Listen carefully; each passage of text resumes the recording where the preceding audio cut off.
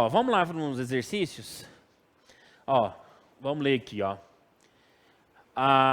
Essas radiações, ao atravessar um campo elétrico, sofrem desvios em sua trajetória, conforme ilustrado na figura a seguir. Dados: tempo de meia-vida do radioisótopo é 3,8 dias. Ó, esse é tranquilo, hein? Considere os conceitos sobre processos radioativos e as informações fornecidas para analisar as afirmações a seguir. Na figura, 1 representa a radiação beta, a 2 é a gama e a 3 alfa. Pessoal, a alfa ela é o quê? Positiva, né? Vamos lembrar aqui?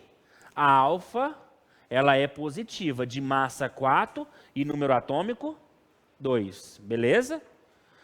A alfa, eu posso falar que é um átomo de hélio, tá? Como se fosse um átomo de hélio. A beta, ela não tem massa, mas ela tem o quê?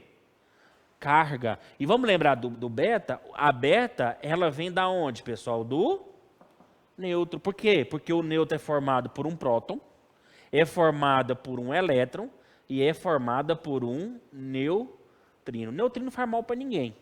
Próton e elétron, por isso que o neutro tem massa, por causa do próton. E por isso que neutro é neutro, porque o próton é positivo e o elétron é o quê? Negativo. Então, quando o átomo, o núcleo, fica instável, limite partícula beta, o neutro se quebra, o próton fica e o elétron sai. O elétron sai na forma de beta, mas é elétron. Certo? Beta é o quê, pessoal? É um elétron. Chama-se de beta só para você focar na hora. Opa, beta, então está saindo do núcleo, ok? E o próton fica. E por último, o quê? Radiação gama, que é 0 e 0. Então, a gama ela não pode sofrer desvio no campo elétrico, porque ela não tem carga. Então, ela só vai em linha reta. O alfa, que é positivo, ele vai ser atraído pela placa o quê? Negativa, isso é lógico. E a beta vai ser atraída pela placa positiva. Então, vamos analisar aqui, ó. A figura está meio clara, mas você tem esse desvio aqui, linha reta e esse 3. Em linha reta, é o 2. 2 vai ser o quê? Gama, porque gama não sofre desvio. Esse 1 sofreu esse desvio para a placa o quê? Positiva. Então, ela só pode ser o quê? Negativo. Ele está sendo atraída por essa placa. Então, com certeza, a 1 é o quê? É a beta. E por último, a 3 vai ser a alfa, porque está sendo atraída pela carga negativa. Então, é verdade isso aqui? Na figura 1, 1 representa a beta, sim, né? 2 a gama e 3 a alfa. Então, a 1 está verdade. Vamos a 2? Em uma amostra de 1 grama do radioisótopo, tá vendo? Ó, os nomes, radioisótopo. É átomo, tá? É a mesma coisa. Só porque eles gostam de falar isso aí. Mas radioisótopo é átomo. Mas é um átomo que tem o quê? Liberação de alfa, beta e gama. Liberação de radioatividade. Aí chama de radioisótopo. Após 11,4 dias, restarão 125 miligramas. Ah, vamos ver isso aqui, ó. Vamos ver isso aqui, ó. Deixa eu apagar isso aqui.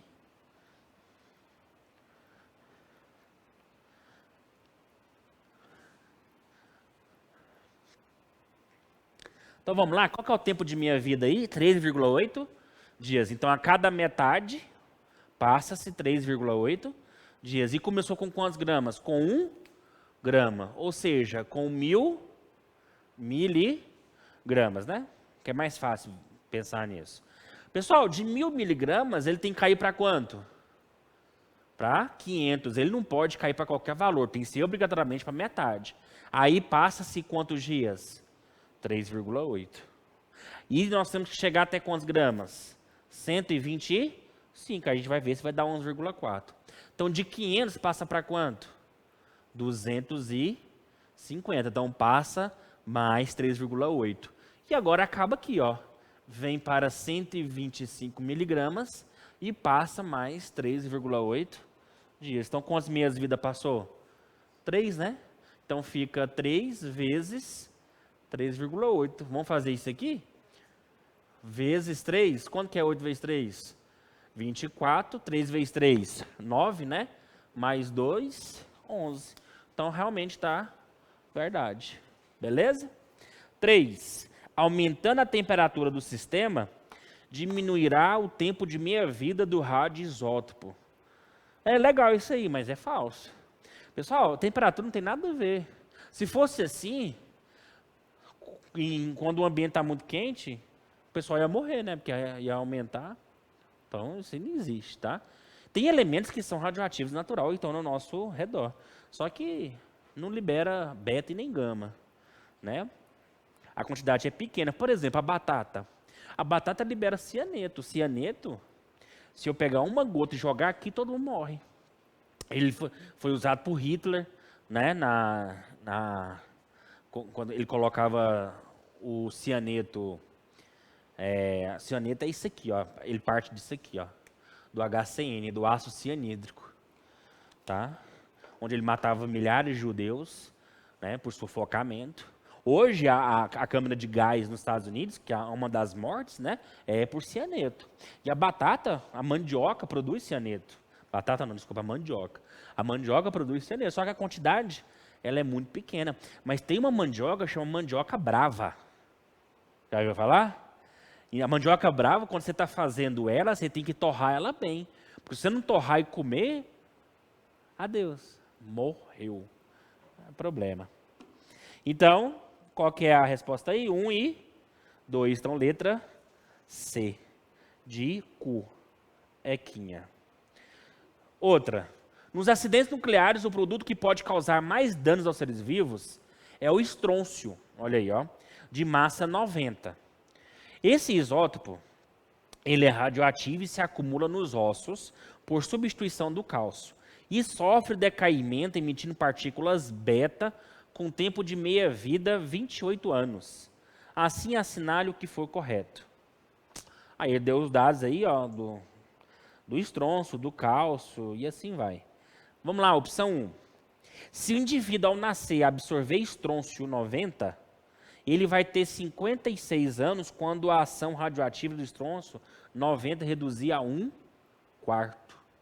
Vamos fazer isso aqui, então? Então, vamos lá. Primeiro, reduziu a quanto? A 1/4. Então, ele começou de quanto? 1, né? Não é isso? 1? 100%, né? 1/4 é quantos por cento? 25%, né? Então, você faz em porcentagem, você faz 1. Então, ó, 1, ele cai para quanto? Para meio, né? Aí passa quantos anos? 28 anos. Aí de 1/2 cai para o quê? 1/4. Então passa mais 28 anos. Então 28 mais 28 dá quanto? 56 anos. Então se o indivíduo nascer, se ele absorver, quando ele nasceu, ele vai ter 56 anos quando vai descer 1/4. Verdade, né? Então tá aí. A número 1 tá verdade. A 2. A reação do decaimento do estrôncio 90 forma o ítrio, que é 90 também. Ó, vamos aqui, vamos pegar o estrôncio, olha lá o estrôncio lá, ó. Estrôncio. Se ele emite uma partícula beta, olha aqui, ó. Partícula beta é 0 e que? Menos 1, beleza? Ele vai transformar em outro átomo. Vou colocar aqui, X por enquanto. Certo? O que acontece com a massa? Se aqui for A e Z. Vamos lembrar aqui, ó, X, A e Z. Esse A é o que, pessoal? É o número de massa. Esse Z é o número que? Atômico, beleza? Pessoal, o que é número atômico? É o número de quê? Prótons. Esse número atômico é responsável pelas propriedades químicas do átomo. A massa é responsável pelas propriedades físicas do átomo. Então, vamos aqui. Então, se ele emite uma partícula A, beta, não acontece nada com a massa, porque beta não tem massa. Se eu estou perdendo beta, a massa não vai acontecer nada. Agora, o número atômico ele vai aumentar o quê? Mais 1. Por que ele aumenta mais 1? É aquele próton que ficou, beleza? Aí, o que ele está falando? O decaimento do estrôncio. Por que é estrôncio 90? O que significa estrôncio 90? Significa que a massa é o quê? 90. Quando eu falo Césio 137, significa que é massa 77. O que quando eu falo urânio 235? Significa o quê? Urânio 235 de massa. Ok? Carbono 14 é a massa. Não é o número atômico. Beleza? Então ele falou que vai formar o ítrio de massa também quanto? 90. Pessoal, isso aqui é possível? Sim ou não? Sim. É ou não é possível? Por quê? Ele formou outro átomo de mesma massa. Quando se emite partícula beta, é isso que acontece? Sim. Quando emite a partícula beta, a massa não acontece nada, porque beta não tem massa, e o número atômico aumenta o quê? 1. Professor, e se ele emitisse alfa? Vamos aqui, ó. Quanto que é o número atômico do estrôncio, pessoal? 38. Então aqui seria quanto? 39, se fosse beta, ok? Beleza aí? Então tá. E se fosse uma partícula alfa? Ele não emite partícula alfa, mas vamos supor que ele emite uma partícula alfa. Então tá aqui a partícula alfa. Se ele emite uma partícula alfa, ele vai transformar em outro átomo, só que acontece, ele vai diminuir o quê? 4 vezes a massa, porque o alfa pesa 4, então vai embora 4, porque está jogando fora. E o número atômico de 38 vai para quanto? 36, ele perde 2. Então é assim que quando emite alfa e beta, então a 2 também está verdadeira. 4. A partícula beta pode ser representada por um elétron. Sim, porque beta é um elétron. Então pode ser representada por um elétron. Então está certo. 8. A reação de decaimento radiativo do estrôncio 90 pode ser representada pela equação. Já está lá, né? Combinou aqui, pessoal? Combinou, né? Então também está verdade. Presta atenção, muito cuidado. Tá vendo onde está o beta? Ele está onde? No produto. Se tivesse, já teve uma questão da UFO, Federal de Uberlândia, que caiu 2 reações praticamente igual. Até eu fiquei em dúvida, porque quando eu olhei de relance, para mim as 2 estavam iguais. Mas não, uma estava no reagente e outra estava no produto. Vamos lembrar o que significa estar no reagente e o que significa estar no produto.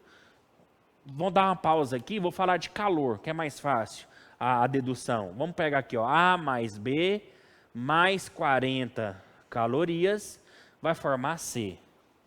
A mais C vai formar D mais 80 calorias. Ó, uma está num produto e a outra está onde? No reagente. Pessoal, quando essa caloria, que é calor, está no reagente, está dando uma noção de quê? De absorção. Ó, o A do B, para formar o C, precisa absorver quanto? 40 calorias. Por isso que eu falo que essa reação, ela vai ser o quê? Endotérmica. Endo significa o quê? Para dentro. Por exemplo, nós temos o endoesqueleto. Nosso esqueleto é para dentro. Agora, o A, quando reage com C forma o D, precisa jogar fora quanto? 80 calorias. Por isso que essa reação, ela é o quê? É exotérmica. Ó, por exemplo, caranguejo tem um exoesqueleto. Exo significa de externo, para fora. A mesma coisa o beta, o alfa ou o gama. O beta obrigatoriamente tem que ser aonde? No produto. Porque eu estou jogando fora o beta. O beta está sendo produzido, ou seja, eu estou eliminando ele está indo para outro lugar. Se ele estivesse no reagente, estava errado. 16. A reação de decaimento radiativo do estrôncio 90 é um exemplo de fissão nuclear. Verdadeiro ou falso? O que é fissão? Pegou aqui, bombardeou, fez o quê? Partiu em 2. Está acontecendo isso? Não. O estrôncio está sendo bombardeado por alguma coisa? E se tiver, cadê os 2 átomos que tem que produzir? Vamos lembrar de fissão e fusão? Pessoal, fissão, ele é bombardeado por nêutron e forma automaticamente 2 átomos. E fusão é o contrário. Ó, fissão, 1 forma 2, fusão, 2 forma 1. Então é o contrário. Então tá aí. A 16 está falsa, falsa, falsa. Vamos lá, número 1. Um marco do Programa Nuclear Brasileiro foi a construção das usinas nucleares para geração de energia elétrica. Desde então, as pesquisas brasileiras na área nuclear resultaram em inovações no processo industrial de enriquecimento de urânio e no desenvolvimento de tecnologia nessa área. Em relação a esse tema, assinale o que for correto. Isso aqui, ó, é um problemão no caso de quem trabalha nas usinas. Os Estados Unidos controla a vida de quem trabalha lá, praticamente assim, ó. Você tem que dar esclarecimento, declaração, direto você tem que ir nos Estados Unidos bater um papo. Eles querem saber o que está fazendo, tudo. Né? Então, número 1. O processo denominado enriquecimento de urânio, que eu até falei na primeira aula, consiste basicamente em aumentar a porção de 238 em relação à porcentagem de 235 no urânio encontrado na natureza. Verdadeiro e falso. Enriquecimento é aumentar a porcentagem daquilo que funciona, daquilo que eu vou precisar para fazer uma bomba ou para fazer a usina. Mas o urânio que vai para a usina não é o 238, é o 235.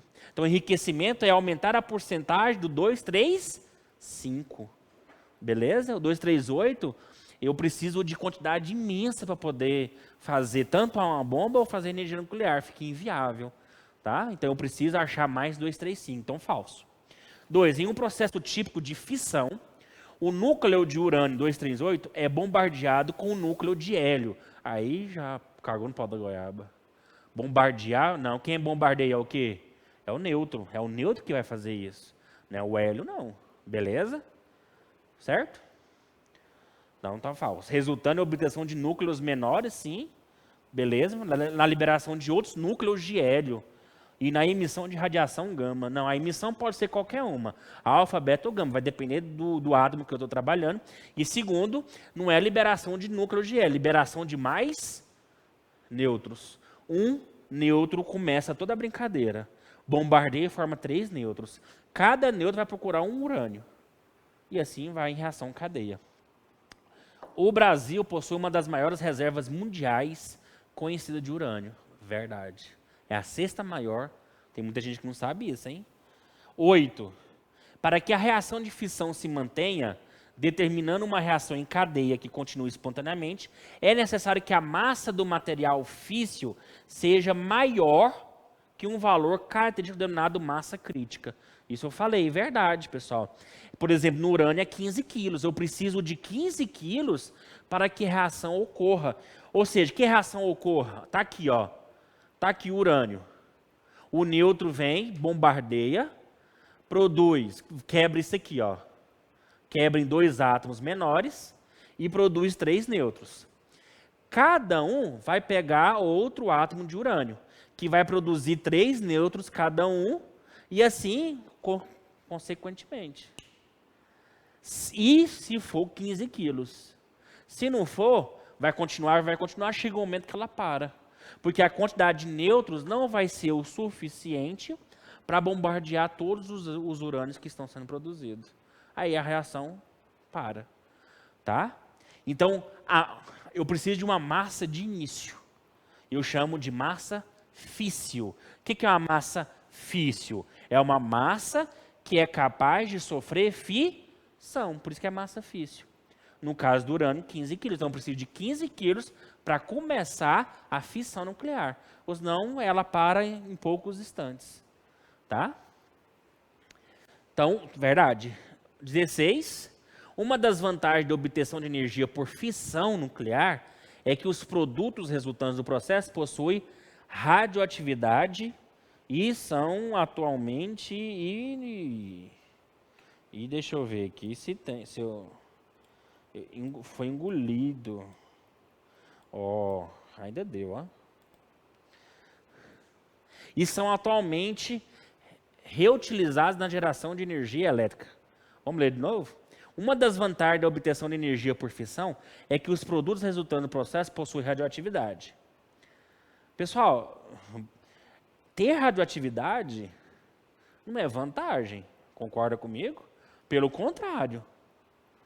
Pelo contrário. Primeiro, a mão de obra é cara. Não é qualquer um que pode trabalhar. Diferente da usina hidrelétrica, você pode qualquer um para trabalhar. Claro que tem uns engenheiros, tem uns físicos e tudo, tem que ter. Estou falando, mas se for para uma limpeza e tudo, qualquer pessoa pode trabalhar. Agora, numa usina nuclear, você não pode colocar qualquer pessoa para trabalhar. Até as pessoas que vão varrer, elas precisam de passar por aulas e mais aulas e mais aulas, para ele saber vestir, para ele saber usar equipamentos, que a gente chama de EPI, né, equipamento de proteção individual. Por isso, então, não é vantagem ter lixo radioativo, não. Nunca foi. Então, falso. Tá aí, ó, a reserva de urânio, ó. Não apareceu muito também, claro, né? Mas aqui, ó. Dá para ver aqui, ó. Aqui em Goiás, tudo isso aqui é urânio, ó. Essa parte todinha. Aonde tem mais urânio, ó? Aqui, ó, nessa parte todinha da Amazonas, Pará. Isso aqui que diz que é o Acre, né? Não sei. Aqui, Maranhão, Piauí, Tocantins também tem reserva de urânio. Essa parte todinha aqui, ó, todinha, que pega os dois estados de fora a fora, também tem urânio. Essa parte aqui, ó, do centro-oeste e do sudeste também, reserva de urânio. Rio Grande do Sul também, a maioria do Rio Grande do Sul tem urânio. Então tem urânio pra caramba, só que o Brasil não investe nessa área, tanto quanto poderia, né? Um exercício de gráfico. Os geólogos empregam radioatividade para determinar as idades de rochas. A idade isotópica de uma rocha é avaliada em função do tempo de meia-vida de elementos radioativos, sua composição e suas proporções. Por exemplo, pessoal, o potássio é 1,3 bilhão. E o mineral que chama ortoclássio. E o urânio, 238, o tempo de meia-vida é 0,7 bilhão, que é a apatita. É onde descobre a idade de rocha. Né? Então, descobre a idade de rocha, sabe a idade do solo. Né? É claro que existe outro estudo também, que é por sedimento. A rocha, assim como a árvore, se você pega a casca da árvore, ela é formada por ciclos e cada ciclo representa uma idade da árvore. A rocha também, tá? Cada departamento aqui, ó, é uma idade. Então, quanto mais sedimento vai ter, isso aqui a gente chama de estratigrafia, que é o estudo, né, para poder ver isso aqui. Mas não tem nada a ver com radioatividade. Radioatividade é tempo de meia-vida mesmo que eles vão calcular.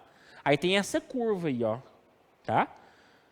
Aí o que ele está falando? Considerando o tempo zero, o instante em que a rocha apresentou 100% do isótopo, se o gráfico for aplicado para uma rocha contendo ortoclássico e a outra apatita, os respectivos valores da escala do gráfico no ponto marcado como 3 serão aproximadamente.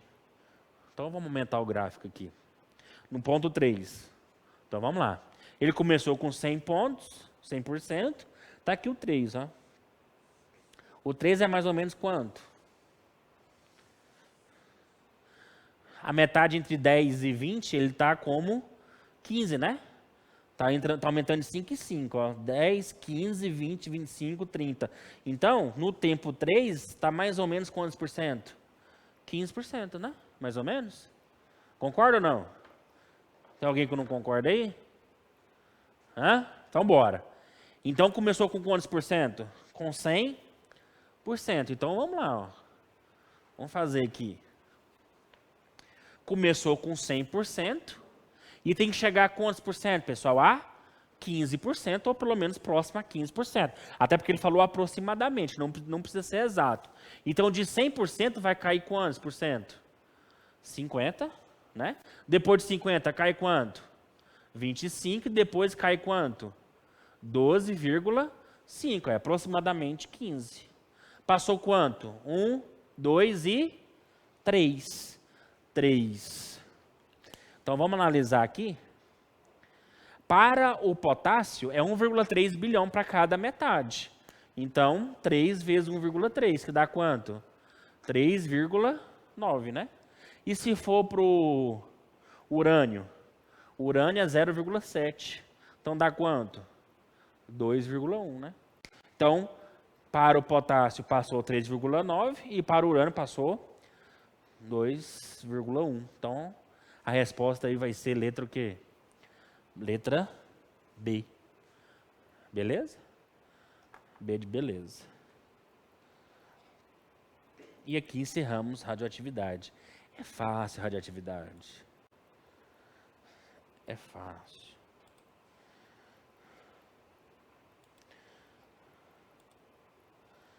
Pronto, então vamos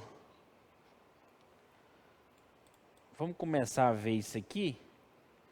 Distribuição eletrônica. Vamos sair um pouco da radioatividade e vamos para... Porque tudo é átomo, tudo a gente viu de átomo, né? A gente falou dos modelos atômicos, agora nós vamos estudar os modelos atômicos. Bohr falou para a gente que nós temos o núcleo e a eletrosfera tem as camadas. E dentro das camadas tem as subcamadas. É isso que a gente vai ver agora, ó. Então, vamos aqui, ó. Em torno do núcleo, nós temos uma região chamada o quê? Eletrosfera, é onde que a gente vai ver distribuição eletrônica. Então, distribuição dos elétrons. Então, a gente não vai falar de prótons aqui, a gente vai falar de quê? De que está em volta dele, a eletrosfera. Então, vamos lá. A eletrosfera é dividida por 7 camadas, é até 7, não tem mais que isso. Até átomo com 7 camadas também nem existe. É muito raro. Então, até 7 camadas. Alguém lembra o nome? K, L, M, N, é fácil, né? Não é isso? 7, K, L, o que mais? M, N, O, P, I, Q, ordem alfabética, né? São chamados de camadas ou níveis. Vestibular gosta de camadas, no Enem gosta de níveis. A palavra é nível, nível de energia. Porque a camada é um nível de energia, né, onde os elétrons possam trocar, indo ou voltando. Para ir, precisa absorver, para voltar, precisa liberar energia. Beleza. Então, conceito básico que a gente já viu aí, ó. Nós temos o número de massa e o número atômico, tá, pessoal? Número atômico é a quantidade de quê? De prótons. Que para o átomo, a quantidade de prótons é a mesma do que? Dos elétrons. Tá? Lógico, íons que é diferente, mas todo átomo, a quantidade de prótons é a mesma do elétron. E se eu tenho a massa atômica, para eu calcular a massa, é só eu somar as partículas que têm massa no átomo. Quais são as partículas que têm massa no átomo? Duas. Os prótons e os nêutrons. Elétrons, lembrem?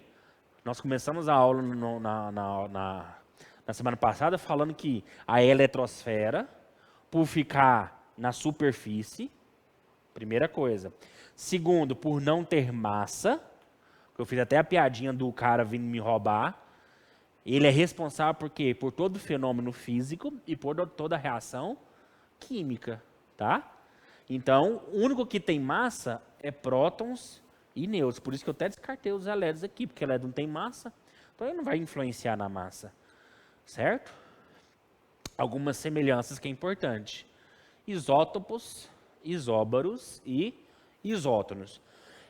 Ó, P de prótons, N de nêutrons. Então, se é P de prótons, significa que são átomos com o mesmo número de quê? De prótons. Isóbaros, mesmo número de massa, tá aqui, ó. Massa, prótons, mesmo prótons, isótopos. Mesma massa, isóbaros. O que é isótopos? Mesmo número de quê? De nêutrons. Vamos lembrar o que é nêutrons? Mas primeiro, qual que é a formulazinha aqui? A igual a Z mais N. No caso lá, o A tem a massa 28 e o Z 12. Aí eu vou achar a quantidade de nêutrons. Então, nêutrons é o quê? 28 menos 12, que dá quanto? 16. Vamos ver o outro também? Vamos apagar aqui. O outro. A igual a Z mais N. O A é 30. E o Z é 14 mais N. Então, N é igual a 30 menos 14, que dá quanto?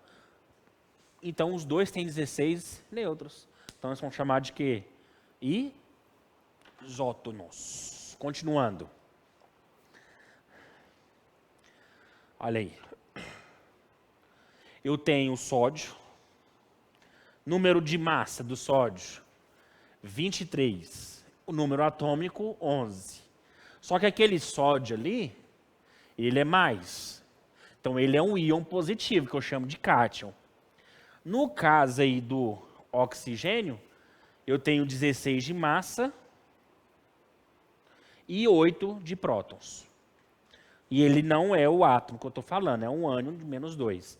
E o outro é o neônio, que é um átomo, porque eu não estou vendo carga ali, então é um átomo. Até porque o neônio é difícil transformar no íon, porque o neônio é um gás nobre, é difícil ele perder ou ganhar elétrons. Vamos colocar aqui ó, o sódio. O sódio é 23 e 11. Eu vou pegar tudo dele aqui. Ó. Primeiro, a massa dele vale 23. O número atômico dele vale 11. Número de nêutrons.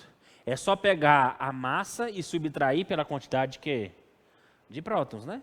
Se for, né? Qual que é a formulazinha aqui? Vamos pegar aqui.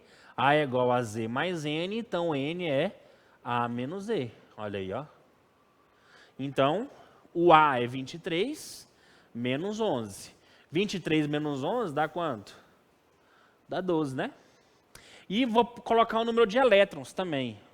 Aqui interessa o número de elétrons. Quantos elétrons eu tenho, pessoal? Ó, se aqui é número atômico é 11, significa que ele é 11 prótons e 11 o quê?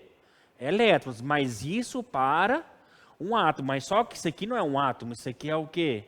É o íon positivo. O que significa ser positivo? Que ele perdeu elétrons. Ele perdeu quantos elétrons aqui? 1. Se fosse 2 seria 2, se fosse 3 seria 3. Estava o número lá. Como não tem nada, é 1. Então, se ele tem 11 elétrons e perdeu um elétron, então quantos elétrons ele tem? 10 elétrons. Porque ele perdeu 1. Vamos lá pegar o oxigênio? O oxigênio, eu quero saber tudo dele. Eu quero saber tudo. Vamos aqui. O oxigênio, a massa dele é 16. O número atômico dele é 8. Aí vamos lembrar? 8 prótons e 8 elétrons. Lógico que isso aqui é para um átomo. Número de nêutrons é 16 menos 8, que vai dar 8, né? E o número de elétrons? Eu tenho quantos elétrons? 8, né? Para o átomo. Só que isso aqui é o íon. O que esse íon fez? Negativo. Negativo significa que ele ganhou, e 2 significa que ele ganhou 2. Então, de 8 que ele tinha, ele ganhou 2. Então, ele ficou com quantos elétrons? 10 elétrons. Vamos pegar o neônio? Neônio é 20 e 10. E vamos pegar os 3 aqui, ó. A massa dele é 20. O número atômico dele é 10. O número de nêutrons é só subtrair os dois. 20 menos 10 é 10. E o número de elétrons também vai ser 10. Porque se o número atômico dele é 10, então ele tem 10 prótons e 10 elétrons. Como ele nem perdeu e nem ganhou, ele tem 10 elétrons. Aí nós vamos ver o que está de semelhança aí. O que está semelhante aí? É a quantidade de quê? Quantidade de elétrons. Que no caso dos 3 é a mesma. Professor, o que significa isso? Nada. Só que eles são semelhantes, por coincidência. Não tem nada a ver uma coisa com a outra. Então tá aí, ó. Se todos eles são 10 elétrons, eles são chamados de quê? De isoeletrônicos. Tá? Ou seja, a mesma quantidade de elétrons. Então, beleza. Do núcleo para fora, estão as camadas. Né? Voltando para as camadas, são 7 camadas. Quanto maior a camada, maior vai ser o átomo. Então, nós temos K, L, M, N, tá aí O, P e Q. Ordem alfabética, facinho, 7. Aí nós temos aí, ó, o K cabe no máximo 2 elétrons. Não cabe mais, não suporta mais que isso. O L, 8, no máximo.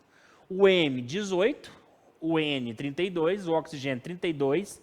O P, 18. E o Q, 8. Então, não cabe mais que isso. É a quantidade máxima de elétrons. Professor, eu tenho que decorar isso aí? Lógico que não. Tá? Só para você ter uma noção de quantos elétrons cabe. Aí, pesquisando um átomo, Summerfield, que é o modelo atômico mais atômico. Não é o modelo atômico, não. O modelo atômico mais importante para o Enem é o de Bohr. Mas ele ajudou na construção da ideia do átomo.